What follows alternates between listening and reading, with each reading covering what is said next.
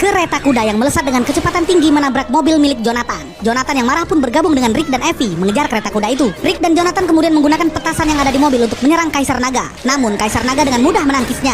Di bawah kereta, Alex dan Lin berusaha naik ke atas kereta kuda. Sementara Rick dan Jenderal Yang terlihat adu tembakan. Rick kemudian melompat menaiki salah satu kuda. Ia lalu melepaskan ikatan kuda itu dan menyuruh Alex untuk naik di belakangnya. Namun Alex menolak. Kaisar kemudian menggunakan kekuatan sihirnya untuk membuat kuda yang dinaiki Rick menjadi tidak terkendali. Kaisar juga kemudian meledakkan semua petasan yang ada di mobil Evie. Lin dan Alex berusaha menyerang Kaisar namun gagal. Kaisar dan Jenderal Yang akhirnya berhasil kabur.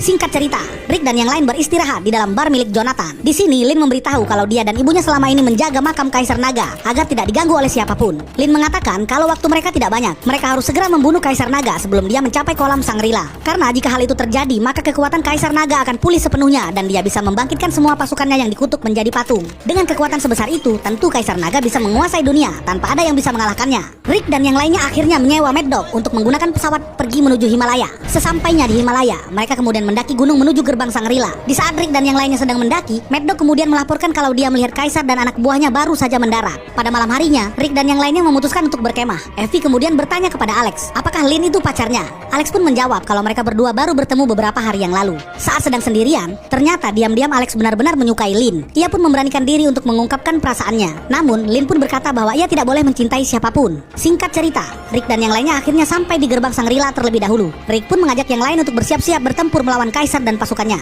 Jika mereka tidak bisa mengalahkan Kaisar di sini, maka mereka terpaksa harus meledakkan menara emas yang ada di dalam. Namun Alex tidak setuju. Menurut Alex, lebih baik meledakkan tebing salju yang nantinya akan mengakibatkan longsor besar. Dan hal itu pasti bisa membunuh Kaisar dan pasukannya.